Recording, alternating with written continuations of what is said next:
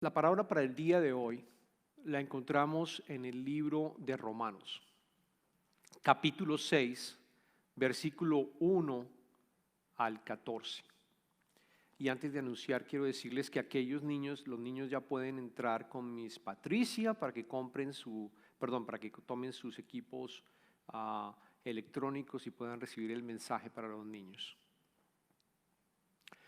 Vamos a estar leyendo la palabra de nuevo en el libro de Romanos capítulo 6, versículo 1 al 14. ¿Qué concluiremos? ¿Vamos a persistir en el pecado para que la gracia abunde? De ninguna manera.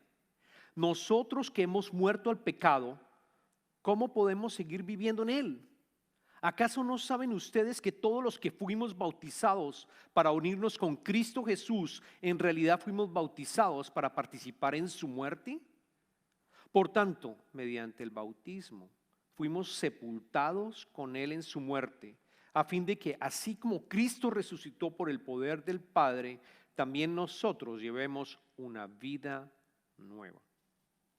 En efecto, si hemos estado unidos con Él en su muerte, sin duda también estaremos unidos con Él en su resurrección. Sabemos que nuestra vieja naturaleza fue crucificada con Él para que nuestro cuerpo pecaminoso perdiera su poder, de modo que ya no siguiéramos siendo esclavos del pecado, porque el que muere queda liberado del pecado. Ahora bien, si hemos muerto con Cristo, confiamos que también viviremos con Él. Pues sabemos que Cristo, por haber sido levantado de entre los muertos, ya no puede volver a morir la muerte. Ya no tiene dominio sobre Él. En cuanto a su muerte, murió al pecado una vez y para siempre. En cuanto a su vida, vive para Dios. De la misma manera también ustedes considérense muertos al pecado, pero vivos para Dios en Cristo Jesús. Por lo tanto, no permitan ustedes que el pecado reine en su cuerpo mortal, ni obedezcan a sus malos deseos. No ofrezcan los miembros de su cuerpo al pecado como instrumento de injusticia. Al contrario, ofrézcanse más bien a Dios como quienes han vuelto de la muerte a la vida, presentando los miembros de su cuerpo como instrumentos de justicia. Así el pecado no tendrá dominio sobre ustedes, porque ya no están bajo la ley, sino bajo la gracia. Esta es palabra de Dios. Les pido que oremos juntos. Padre eterno, gracias. Gracias por tu palabra que Pablo transmitió a la iglesia de Romanos y que es tan válida para nosotros en el día de hoy. Gracias por volver a recordar en este momento que gracias a ti hemos muerto al pecado y vivimos contigo. Te pedimos que estés en este momento y que tu Espíritu Santo abra nuestros corazones para que escuchemos tu palabra y el mensaje. Te pido que lo que yo esté hablando es lo que tú deseas que transmitas, a cada uno de nosotros. Te pido esto en tu poderoso nombre, Señor Jesucristo. Amén. Yo quiero arrancar con una ilustración que es bien importante para poder entender lo que acabamos de leer. Porque lo que acabamos de leer en el capítulo 6 de Romanos tiene bastante contenido. No sé si se dieron cuenta, tiene bastante contenido. Es muy importante el mensaje en el día de hoy. Pero para facilitarlo, quiero que me acompañen en una ilustración. Quiero que se imaginen un país que está dividido, en donde hay un grupo de personas que son opresoras y hay otro grupo de personas que son oprimidas. Los que oprimen esclavizan a los otros en ese país. De tal manera que cuando una persona, por ejemplo, se la encuentra, la que está oprimiendo, se encuentra una persona que está siendo oprimida, le dice cosas que quiere que haga. Yo quiero que vayas y hagas esto por mí. Y la otra persona tiene que hacerlo Porque hay una ley que dice que si tú no lo haces, si tú eres de los esclavos y no obedeces, el que está oprimiendo puede golpearte y puede matarte. De nuevo, es una ilustración ficticia. Síganme en lo que les estoy mencionando. ¿Qué ocurre? Esto ocurre por siglos, por años. Las dos áreas, las dos áreas de este país siguen oprimiendo por años continuos a aquellos que oprimen a los oprimidos y esclavos. De pronto llega un rey, un rey bueno, que se da cuenta de cómo están ocurriendo estas cosas en su país y decide establecer una nueva ley que dice: se acabó la esclavitud en este país, absolutamente se acaba. Aquellos que oprimían ya no pueden oprimir o irán a la cárcel. Y le dice a la policía, al ejército, a los jueces: estén listos para trabajar a nivel de justicia. Si ustedes ven a alguien que está siendo oprimido, de una vez vayan con la justicia y paren lo que está ocurriendo. Igual le dijo a todo el pueblo que había sido oprimido: ustedes son libres, por siglos han sido esclavos, ya son libres, ya no tienen que obedecer al otro grupo, les he dado la libertad. Adivinen qué pasó. Las personas libres seguían actuando como si fueran esclavos, porque han sido tantos, pero tantos años que estaban viviendo en esclavitud, que ellos no creen que han sido liberados. Ellos no lo creen y continúan siendo esclavos. De hecho, cuando una persona llegaba y le decía nuevamente, ya en la libertad: hágame esto y aquello, la otra persona temblaba y terminaba haciendo lo que le decía. Los que oprimían ya se daban cuenta que el otro que estaba allí, ese es del grupo que yo puedo oprimir. ¿Por qué? Porque está temblando, porque sé que tiene miedo de mí. Luego lo hacía, a pesar de que era ilegal que lo hiciera. Hermanos, esto es exactamente lo que ocurre a nosotros los cristianos. Que nosotros no creemos todavía que hemos sido liberados del pecado. No lo creemos. Seguimos convencidos que tenemos que seguir pecando. Seguimos convencidos que lo que hizo Cristo no fue suficiente para liberarnos. No lo creemos. No sabemos quiénes somos. Nuestra identidad sigue amarrada a lo de antes de haber aceptado a Jesucristo como nuestro maestro. Sigue atacada. Esta ilustración la tomé de un ministro inglés que se llama David Martin Lloyd Jones. Fue un ministro inglés que él decide en Inglaterra ser doctor, toma la decisión de ser doctor, estudia su medicina y después, cuando empieza a ser doctor, recibe el llamado para ser pastor. Y durante 2 años empieza a pelearse contra sí: ¿sigo o no sigo? Y finalmente fue tanto el llamado que decide hacerlo. Y es famoso, y sus libros son muy buenos. Y es famoso por la manera como él predicaba, porque ¿saben qué? Él duraba verso por verso para predicar la Biblia. El capítulo que acabamos de leer, ni siquiera lo leímos todo porque solo leímos 14 versos. El capítulo 6 de Romanos, el doctor David Martin, el ministro David Martin Lloyd Jones, duró 1 año predicándolo. 1 año para predicar el capítulo 6 del libro de Romanos. Aquí lo vamos a hacer obviamente corto, pero es tan rico el mensaje que estoy tomando parte de sus enseñanzas, empezando por esta ilustración. Nosotros como cristianos no actuamos como libres del pecado. Seguimos de cierta manera siendo esclavos del pecado. Y lo voy a explorar más adelante en el mensaje. Estamos iniciando una nueva serie que la estamos llamando, y ustedes se dieron cuenta en la invitación que hicimos por Facebook y a través de los mensajes de texto, se llama Dejando ir lo obsoleto. Porque yo creo que es importante durante las próximas semanas que hemos venido trabajando, invitando a los que vengan, ¿no? Vengan a mí todos ustedes que están cansados. Hemos estado trabajando durante todo el verano sobre cómo la invitación de Jesucristo que vayamos a Él. De aquí en adelante vamos a ver el proceso de santificación. y explicar cómo cambiamos. ¿Qué es tan importante esto? Porque la justificación la entendemos de cierta manera y sabemos que Jesucristo murió por nuestros pecados. Esa es la parte que somos justificados. Pero es tan importante también la parte de la santificación, que es lo que cubre el capítulo 6, 7 y 8 del libro de Romanos. No vamos a estudiarlos todos, vamos a tomarlos apenas del capítulo 6 en estos primeros 14 versos. Pero durante las próximas semanas vamos a continuar trabajando en este proceso de santificación que es tan importante. Pablo le escribe a la iglesia de Romanos, de Roma, perdóname, a la iglesia de Roma. Él nunca había estado en Roma.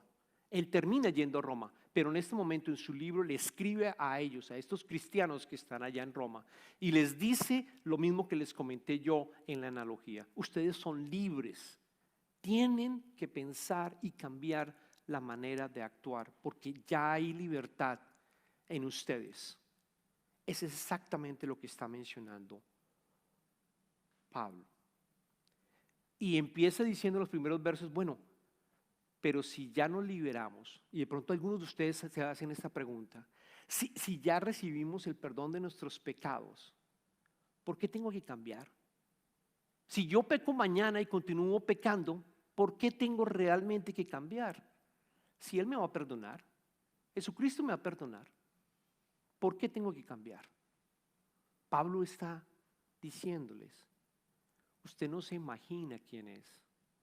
Usted no se ha dado cuenta que Jesucristo murió para que usted tenga una vida diferente a la que tenía antes, para que no tenga una vida ordinaria.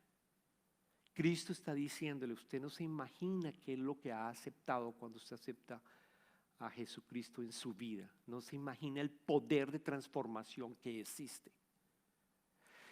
Y para resumirlo, yo traigo dos mensajes importantes para que esa transformación realmente ocurra, para que ustedes lo tengan presente, porque es posible que lo olvidamos. La primera, y la primera que lo dice Pablo muy clara, es que todos nosotros tenemos un esclavo. Luego es importante reconocer que eres esclavo de alguien. Y ustedes me dirán, ¿cómo así? ¿Yo esclavo? Sí. Tú, todos hemos nacido con la naturaleza pecaminosa y trabajamos y aceptamos una serie de maestros espirituales en nuestra vida que se convierten en amos nuestros y nosotros empezamos a obedecer a ese esclavo. Voy a colocar un ejemplo, los niños. Por ejemplo, cuando nacemos, nosotros empezamos, y yo me acuerdo que empezamos a trabajar y nos damos cuenta que nuestros padres, por ejemplo, nos felicitan cuando nosotros hacemos cosas buenas. Y empiezo yo a darme cuenta, bueno, si yo soy bueno, yo tengo una compensación. Igual en el colegio, igual. Entonces empiezo a trabajar en eso, lo cual está bien, pero ¿saben qué? Lo volvemos un ídolo, lo volvemos un Dios. Yo quiero ser perfecto. Yo quiero ser perfecto y empiezo a ser esclavo de esa perfección. Quiero ser perfecto. Y me duele y me castigo cuando no soy perfecto. Me volví un esclavo. Y quizás cuando pasas a una vida más adulta, ¿no? De pronto empiezas a trabajar, empiezas a ganar dinero. Eso me gusta. Estoy ganando dinero. Qué bien. Digo ser cristiano, pero coloco mi trabajo primero. Y es otro maestro, es otro amo. Y tú empiezas a trabajar como esclavo para ese trabajo. Eso me pasó a mí. Eso me pasó a mí.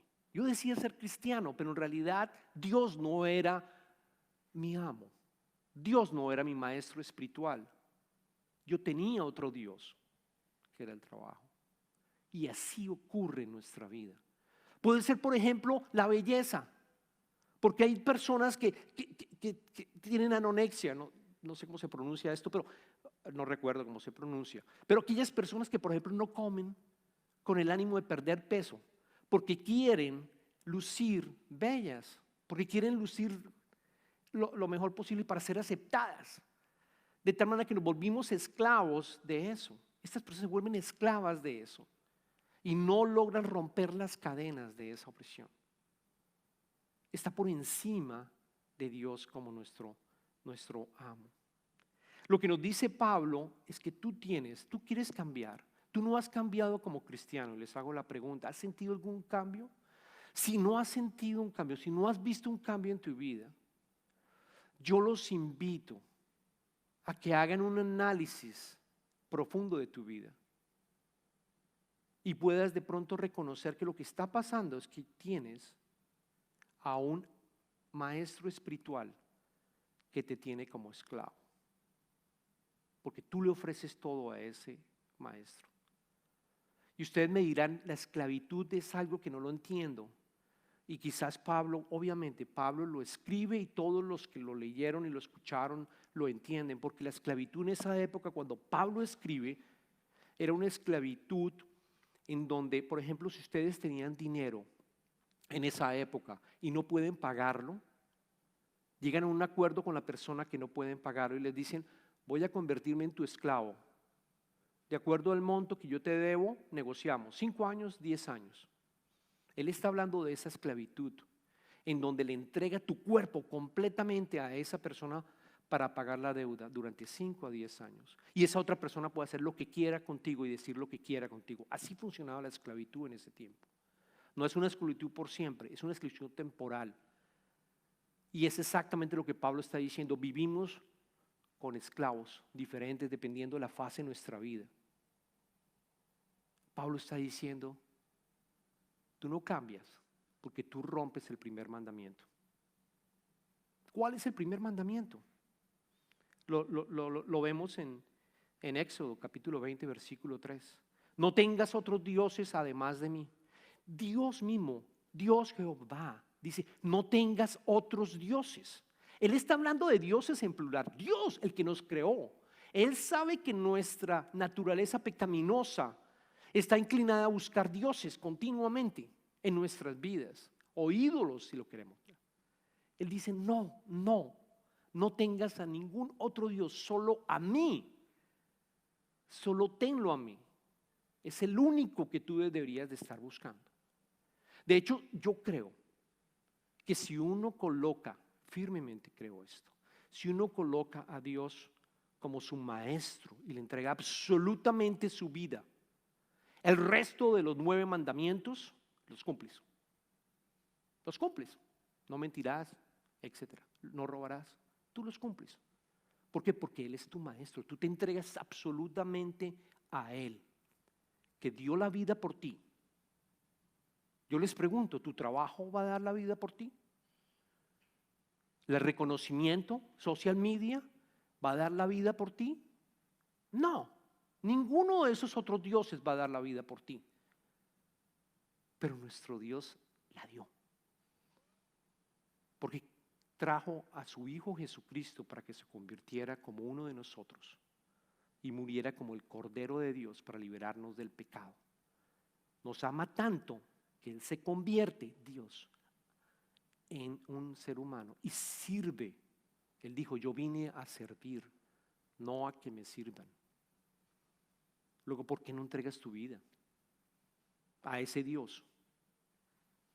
Esa es la invitación. Haz un análisis primero de qué tipo de ídolos tienes, sinceramente, y empieza a trabajar a que Dios primero en tu vida. Lo demás se organiza. Lo demás se organiza. Tú entras en el reino de Dios y lo demás en tu vida se organiza. Créanmelo. Tenemos que tener confianza y eso lo dice nuestro Señor, está escrito acá. El segundo mensaje que deberíamos tener en cuenta es que debes reconocer que estás unido a Cristo. Lo dice Pablo. Vamos a leer los versos 3 al 5. Romanos capítulo 6, versículo 3 al 5. ¿Acaso no saben ustedes que todos los que fuimos bautizados para unirnos con Cristo Jesús, en realidad fuimos bautizados para participar en su muerte? Por tanto, mediante el bautismo fuimos sepultados con Él en su muerte, a fin de que así como Cristo resucitó por el poder del Padre, también nosotros llevamos una vida nueva. En efecto, si hemos estado unidos con Él en su muerte, sin duda también estaremos unidos con Él en su resurrección.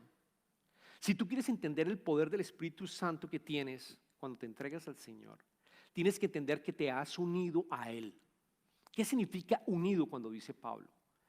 Significa que tu pasado ya no es tu pasado, ya no es todo lo que tú has cometido. Tu pasado es el pasado de Cristo. Y tu futuro es el futuro de Cristo. Es decir, nosotros morimos en esa cruz, hemos muerto al pecado, hemos muerto a otros dioses. Hemos muerto a otros dioses y vamos a resucitarnos para tener vida eterna. Hemos estado unidos, tenemos el Espíritu Santo. Ese es el poder del Espíritu Santo que está en tu vida. Está allí. Por lo tanto, Él rompe y te libera completamente de las cadenas del pecado y de otros dioses. Es exactamente lo que está diciendo Pablo. Y habla del bautismo. El bautismo es exactamente cuando estamos aceptando y recibiendo el Espíritu Santo. Es como el anillo de nuestro matrimonio, es un matrimonio. De tal manera que tú te uniste a Cristo. De hecho, Pablo en el libro a Colosenses, capítulo 3, versículo 1-3 lo repite. Ya que han resucitado con Cristo, busquen las cosas de arriba donde está Cristo sentado a la derecha de Dios. Concentren su atención en las cosas de arriba, no en las de la tierra. Pues ustedes han muerto y su vida está escondida con Cristo en Dios. Pablo nos dice que hemos resucitado, que busquemos las cosas de arriba donde está Cristo. Y noten que nosotros, Cristo está su vida escondida con nosotros. Cristo está escondido con nosotros. Él está como Espíritu Santo. Tú tienes que darle el espacio. Lo orábamos cuando hicimos la parte de la oración en el templo de Salomón, si se acuerdan. Nosotros tenemos que permitir que Él viva, ese Espíritu Santo realmente trabaje en tu vida. No hay excusas. El cristiano tiene todos los recursos para vivir sin otros amos.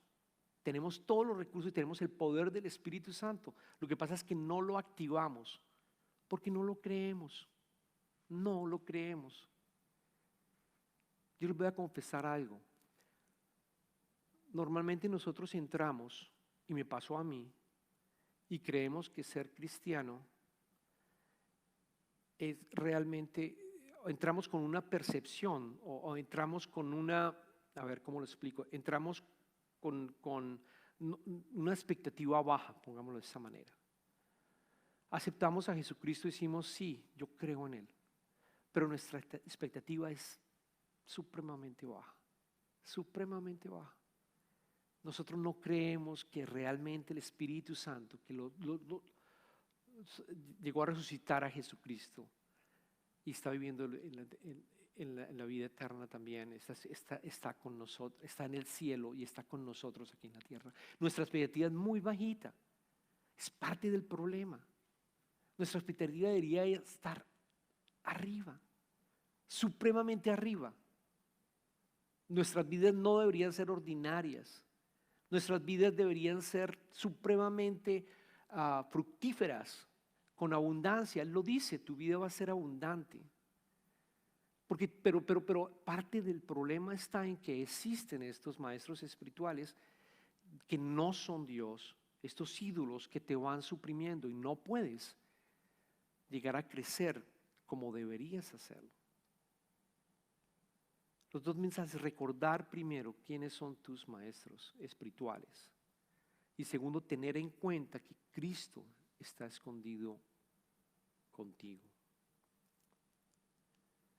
Hay dos tipos de personas, así como decía Pablo, hay dos tipos de personas que existen y no hay nada más en la mitad. Aquellos que obedecen a Dios y lo ven como su único maestro, y aquellos que están buscando otros ídolos o maestros. No hay nada intermedio, o lo uno o lo otro. ¿Cuál escoges? ¿Cuál escoges? Dios no va a estar detrás tuyo a gritarte o castigarte, no. Él nos da la libertad para que tú escojas. Para que tú escojas. nos da la libertad y también nos coloca a prueba. Cuando yo estaba pensando en esto, en el mensaje, también he visto hermanos que son cristianos y que han respondido de una manera u otra con respecto a esta pandemia, que ha sido difícil, créanme, ha sido muy complicada, ha sido muy duro. He visto hermanos perdiendo el trabajo, he visto hermanos enfermos que afortunadamente se han recuperado. Ha habido dolor, es muy doloroso, no es fácil. Pero también he visto dos tipos de cristianos que responden a esta pandemia. Aquel que se acerca, que lo ve como una oportunidad, en inglés se llama learning experience, se acerca a aprender y dice, ok, tú me diseñaste, Señor, tú sabías que esto iba a pasar, esta pandemia en mi vida iba a pasar. ¿Cómo respondo? ¿Aprendo de ti, de esta experiencia, o me alejo de ti? O me alejo. Luego yo también veo que hay dos personas, el que se acerca y que se está acercando y el que se aleja. Y veo hermanos que han arrancado discipulado aquí en la iglesia, miembros de esta iglesia, y que también nos han llamado, yo quiero orar con usted, pastor. Y vamos y oramos. Y que se acercan y están creciendo espiritualmente. Vamos a continuar haciendo otro discipulado. Ana está haciendo un discipulado con mujeres. Vamos a arrancar otro también con hombres. Vamos a arrancar uno mixto. Hay otras personas que se están alejando. Y me duele como pastor. Y voy a decir algo duro. Porque yo creo como pastor que tengo la responsabilidad de decirlo. Y esto va más a todos aquellos que no son vulnerables, que viven en esta área, que son miembros de la iglesia. Desafortunadamente, consideran probablemente que es más seguro estar en otros sitios. Yo entiendo el riesgo, yo lo entiendo, pero también hemos colocado un protocolo de seguridad aquí en la iglesia. Y todos los que están acá, ustedes saben cómo lo hemos hecho. Y yo creo que es seguro. Pero yo tengo la obligación de decirles, hermanos, que no es lo mismo si tienen la oportunidad de estar en el templo del Señor. Porque el Espíritu Santo está también con ustedes, pero hay algo diferente. Y es que tú reservas ese espacio. Si tu maestro es el Señor, le vas a dar una hora a la semana vía internet, cuando en realidad deberías entregárselo completamente.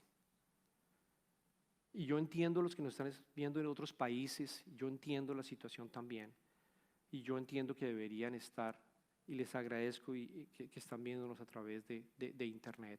Pero otro mensaje va a las otras personas. ¿Quién es tu maestro? ¿Y cómo estás aprovechando esta oportunidad de aprendizaje? Yo los invito a que se acerquen y continúen acercándose. Hay dos preguntas para finalizar que quisiera hacer. La primera, ¿por qué nos demoramos en cambiar? Porque si yo soy cristiano y yo digo que yo lo acepto, Señor, ¿por qué nos demoramos? Porque es difícil. Es exactamente el ejemplo que yo les comentaba. Llevamos, dependiendo del número de años que tú tienes, acostumbrados a esos hábitos del pecado y caemos. Pecado en cualquier forma, porque son dioses diferentes. No estoy hablando de pecados específicos, sino aquellos que se generan porque tienes otros dioses. Es difícil por eso, porque hemos estado ya habituados a esto. Por eso es demorado. Por eso es demorado. Yo quiero colocar unas palabras que decía David Martin, el pastor que les comentaba. Dice, la terrible y trágica falacia de los últimos 100 años ha sido pensar que todos los problemas del hombre se deben a su entorno. Esa es una trágica falacia. Pasa por alto el hecho de que fue en el paraíso donde cayó el hombre. Nosotros queremos cambiar y entonces forzamos a que el entorno cambie. A que el entorno cambie. Voy a cambiar el entorno y así yo cambio. Pues es una falacia. Tú tienes que cambiar. ¿Y cómo cambias? Con el poder del Espíritu Santo, aceptando que hay un solo Maestro, que es nuestro Señor. Él es el único. y voy a trabajar y voy a obedecerle, voy a ser un esclavo, voy a ofrecerle todo mi cuerpo. No voy a pecar. ¿Por qué? Porque yo sé que lo termino amando tanto que no lo voy a hacer. El Espíritu Santo me va a avisar antes de pecar. Antes de mentir me va a avisar. Antes de ser infiel me va a avisar. Pornografía, antes de entrar me va a avisar. Absolutamente. Él empieza a transformarte. Él empieza a transformarte. Y lo otro, ¿por qué es tan difícil de entregarle nuestra vida? O sea, se demora, es verdad, tengamos paciencia en eso. Pero ¿por qué es tan difícil cambiar? Porque tenemos una imagen de Dios. Y esa es una invitación que lo trabajen ustedes también. Quizá la imagen de Dios que tú tengas es de un amo opresor. Opresor y castigador. Entonces prefieres otros amos. Prefieres buscar otros ídolos. Porque la imagen que tú tienes de nuestro Señor, de nuestro Dios, está errónea. Y entonces crees que es un amo castigador, que no te va a dar libertad. Entonces piensas, no, ese amo, no, eso no me da libertad. Y empiezas a pensar que no es el camino, más bien yo prefiero el otro. Por eso es tan difícil. Pero recordemos cuáles son tus amos. Esos van a morir por ti. Vas a tener vida eterna si sigues trabajando como estás trabajando. Si el dinero es tu amo y entonces voy a seguir trabajando por más dinero y eso me va a garantizar vida eterna. No. Por eso es difícil cambiar. Me encanta un libro que es el libro de C.S. Lewis. Mere Christianity se llama el libro. Se lo pueden encontrar en español también. Y C.S. Lewis hace la siguiente analogía. Él dice, cuando tú aceptas a Jesucristo como tu amo, realmente le entregas toda tu vida. Es como una casa viviente, te conviertes en una casa viviente y empiezan a haber cambios en la casa. Imagínense que tenías un leak en tu casa, tú eres la casa. Entonces, Cristo, nuestro Dios, la Trinidad, empieza a arreglar ese leak que tenías, ese leak en inglés, en español, una gotera, empieza a cambiar esa gotera en la casa. Después empieza a arreglar problemas probablemente que están en la tubería. Empieza a arreglar otros problemas que están en tu casa y tú dices, no, qué bien, me volví cristiano, está arreglando esto en mi vida, en mi casa. Qué bueno, yo esperaba, tenía que hacerlo. Pero de pronto empiezas a escuchar ruidos en tu casa. De pronto empiezas a escuchar que rompen las paredes. Y de pronto rompió una pared y empieza a crear otro cuarto adicional. Y tú dices, no, pero ¿por qué? Un momento, ¿qué está haciendo? Esto es doloroso. ¿Por qué me está abriendo otra casa?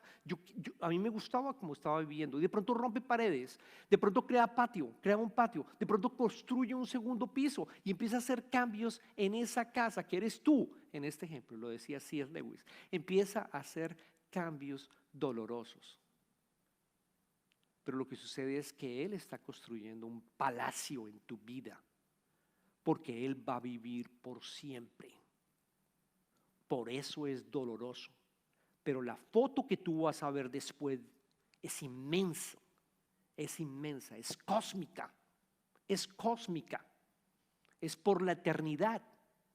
Por eso es tan importante aceptar y permitir que estos cambios ocurran en tu vida. Él te va a dar guiando.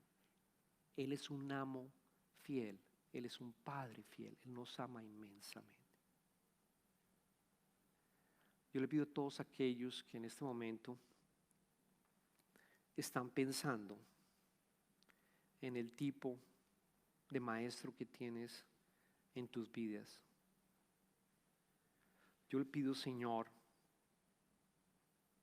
que cada uno de nuestros hermanos pueda verse a sí mismo y entender qué falta, qué puedo hacer adicional para que realmente le pueda entregar completamente mi vida a nuestro Señor Jesucristo y que Él empiece a hacer los cambios que sean necesarios. Porque yo no quiero seguir una vida, tú no quieres seguir una vida ordinaria, porque tú quieres vivir una vida completamente llena de ti, de gozo, a pesar de todas las dificultades. Yo le pido, Señor, que tu Espíritu Santo esté con cada uno de ellos y los ayudes en este proceso de definición de los maestros. Y también de que estamos unidos en ti y que tiene consecuencias cósmicas lo que nosotros hagamos aquí en la tierra. Que tu reino venga en este momento en nuestras vidas. Te pedimos esto en tu